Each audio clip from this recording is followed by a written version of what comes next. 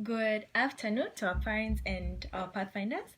Would like to welcome you back to today's session for friend class. So I'm teacher Lilian. Today I'll be the one taking up the lesson. I'm teacher Emmanuel's core instructor. So before I begin today's lesson, I have a few reminders that I would like to give.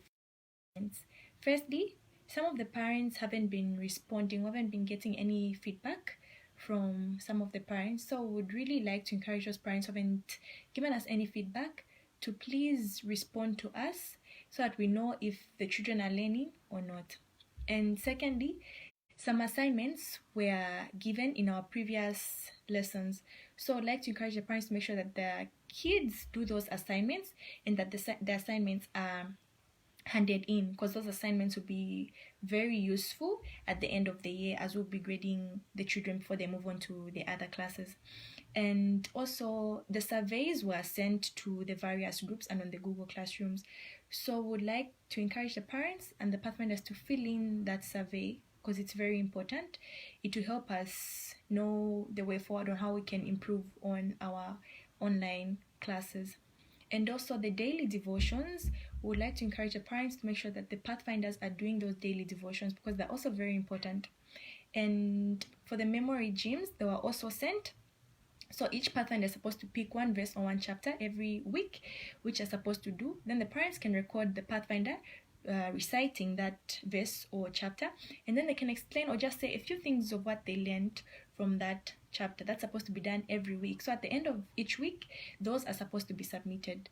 Some of the pathfinders haven't submitted any, so I'd like to encourage the parents to make sure that the kids do that. And for those who have been submitting, we'd like to ask you to continue submitting those memory gyms because they're very important. And for the daily devotions, there's a verse or a chapter for each day. They were sent to the groups, but if the parents would like a hard copy form of it, you can just contact any of the instructors or any of the leaders and a hard copy will be provided. You can just collect it from church.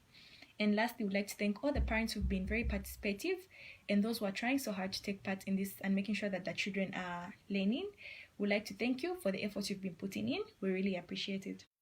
So without wasting time, would go straight into today's lesson, which is friendship development.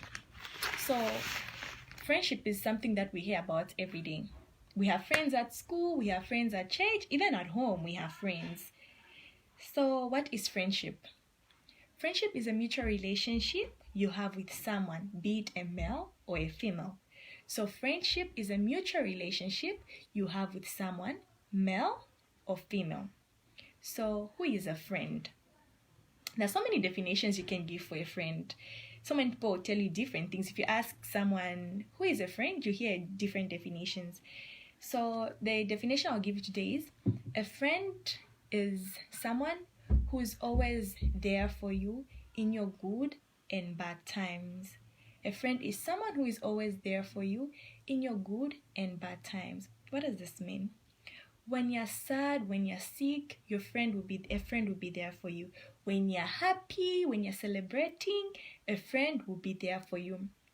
A friend can also be someone who gives you words of encouragement and inspiring words.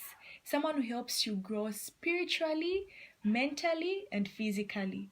Also, a friend is someone who always supports you in your presence and in your absence.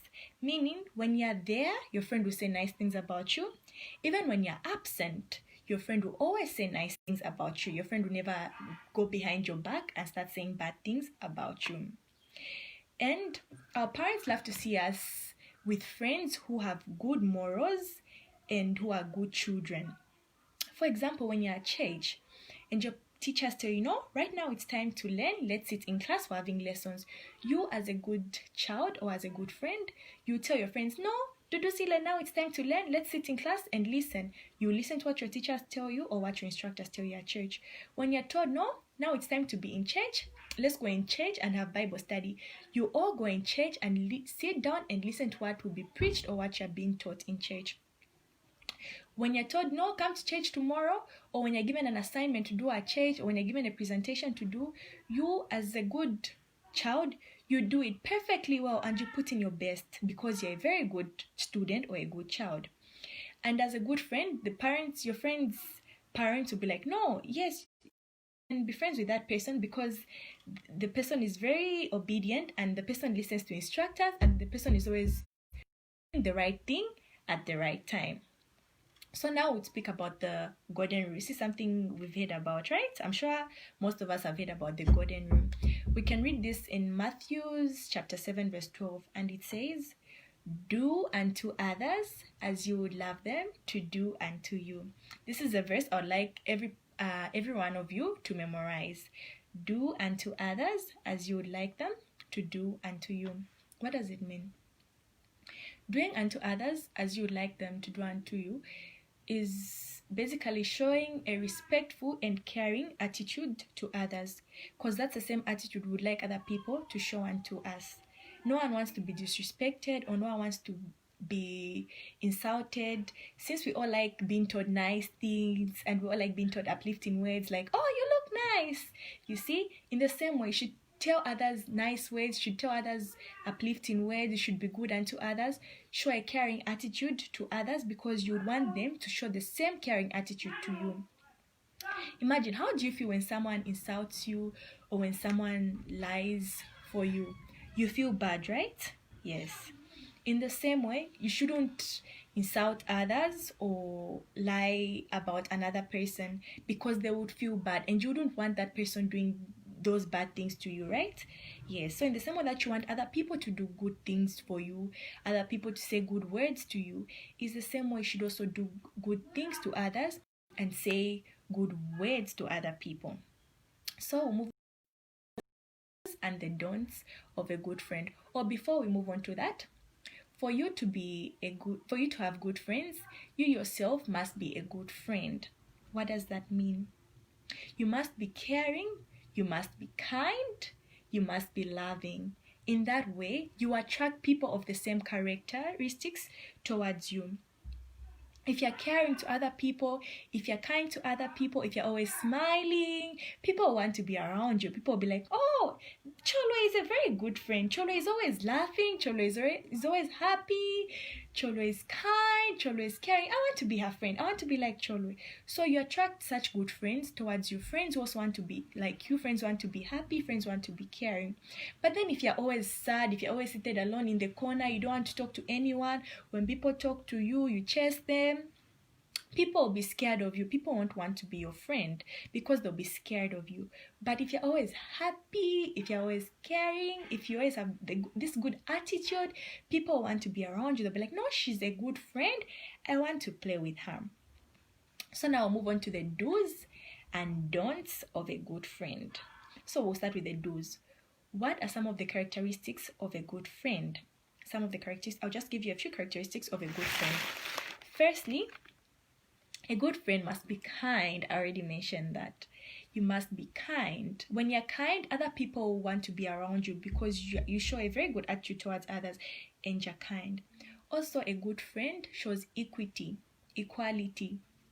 This means you should be equal. Don't always want more for yourself and less for your friends. No. Equality means you always want equal shares for yourself and for your friend. Another quality of a good friend is that a friend keeps promises. If you promise your friend that, okay, tomorrow I'll bring you a lollipop, make sure you bring your friend that lollipop because your friend will be waiting for that lollipop. But if you know you don't have a lollipop at home, or if you know you don't have money to buy a lollipop, don't promise your friend that I'll bring you a lollipop because you don't have that money. But if you have the money or if you have the lollipop, it's fine to tell your friend, I promise you tomorrow I'll bring you a lollipop. Then make sure you remember to bring that lollipop because your friend will be what? Will be waiting for that lollipop. So a good friend always keeps promises. And a good friend is trustworthy and honest. That means you will always tell the truth and you'll always be trustworthy.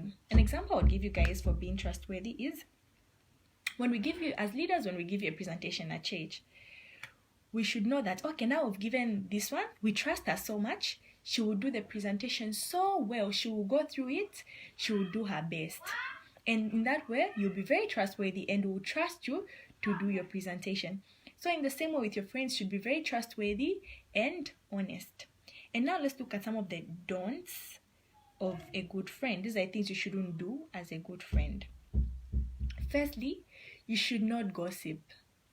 Gossip is very bad. Gossip is very bad. It's one of the things that separates friends. So don't go behind your friend's back and just start saying bad things about your friend to another person. Such things make people sad. Imagine if your friend, your close friend, goes to tell another friend of yours something bad about you. You'd feel bad, right? Yes. So in the same way, you shouldn't gossip or say bad things about your friend. Secondly, do not be selfish. Don't be selfish. This is also very important. Learn to share. If you have something, don't always want everything for yourself. Learn to share with your friends whatever you have. If you have food, learn to share the food equally with your friends. If you have a sweet or you have money and you've been taught to share, learn to share it with your friend. Don't always want more for yourself and less for your friend. Or don't always want all the good things for yourself and the bad things for your friend. You should always be kind and don't be selfish. And lastly, do not lie.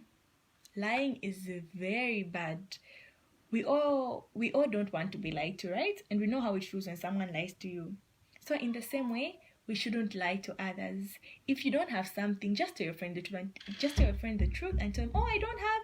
Or if you have, it's fine. Tell them you have. But do not lie about things that you don't have, or don't lie for your friends or anyone. Lying is very bad and it pushes your friends away. Your friends won't want to be playing with you because they'll be like, that person likes lying. I don't want to be her friend. But then if you tell the truth all the time, your friends will always want to be around you and they'll be happy to be around you because they know you tell the truth all the time. So we'll go through the do's and don'ts of a good friend once more. So we'll start with the do's. So these are qualities of a good friend. 1, you must be kind. 2, you must be equal. 3, you must be honest and you must be trustworthy. And always show gratitude. That's also a very important point. You should always show gratitude. And some of the don'ts that we've looked at today are: 1, don't be selfish. 2, do not lie. And 3, do not gossip, because gossiping is very bad.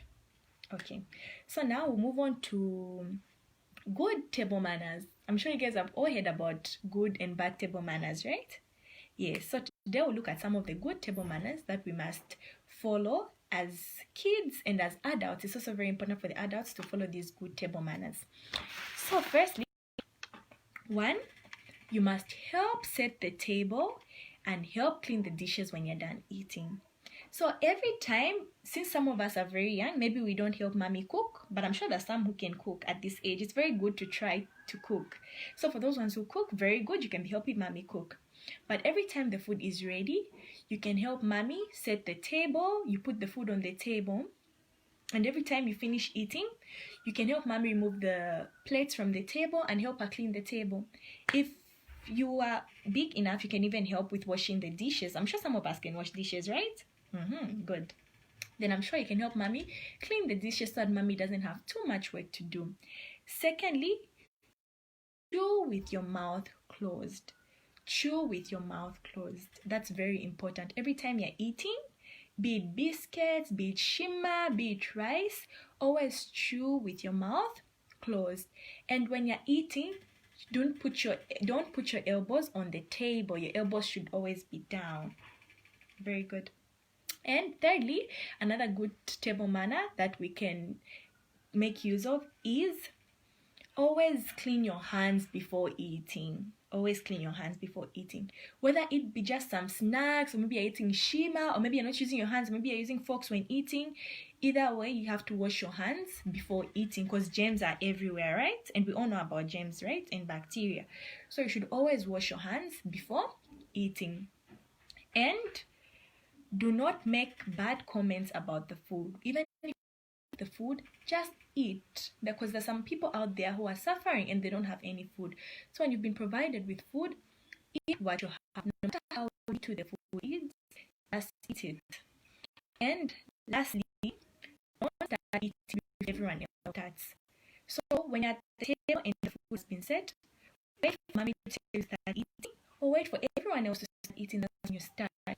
And most importantly, do not forget to pray. prayer is very important. So before you start eating, always remember to do what? To pray.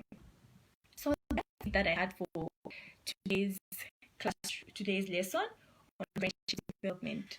So let's just have a recap on the things that we learned so far, or just summarize quickly. So first, we looked at the definition of friendship. We said friendship is a relationship you have with someone, be it male or female. And we said for you to attract good friends to you, you yourself must be a good friend to others. Meaning, you must show a kind attitude. You must be caring and loving to others. In that way, people want to be friends with you and people want to be around you. And we also looked at the golden rule. Don't forget this one. Do unto others as you would love them to do unto you. In that way, you always do nice things to others because you want them to do the same nice things to you. If you always keep this in your head, do unto others as you love them to do unto you. You always do nice things. Always remember, and as I said, you guys should memorize this. Matthew 7 verse 12 says, do unto others as you love them to do unto you. And we also learned that we should be obedient children and also listen to our parents and elders. In that way, our parents will see us as good children and will want our children to be friends with us. So, and I have an assignment for you guys, which you should submit at the end of this week. We should do this assignment. It's very simple. I just have 3 questions for you guys. Number 1, I'd like you guys to list 5 qualities of a good friend. 5 qualities of a good friend. I've mentioned them in this video. If you want, you can pick from the ones I mentioned in this video. If you want, you can just pick some that you think are also good qualities of a good friend. Those ones I didn't mention. So I'd like you guys to pick 5 qualities of a good friend and 2 situations where you use the golden rule. So 5 qualities of a good friend and 2 situations where you use the golden rule.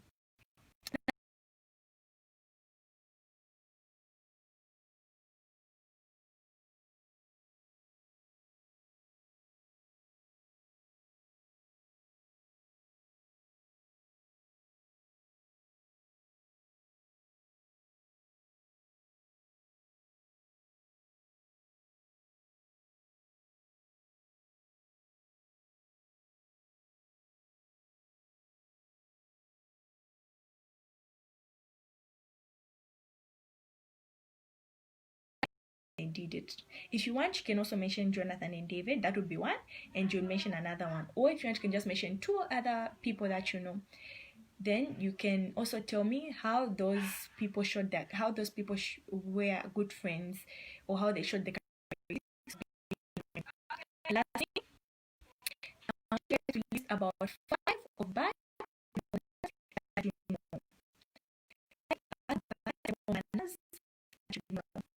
Then you can also have about 2 or 3 other manners that I made that I also know that you out. And I want you guys to make this assignment at the end of the week. And immediately after this live video, and that and don't forget to be good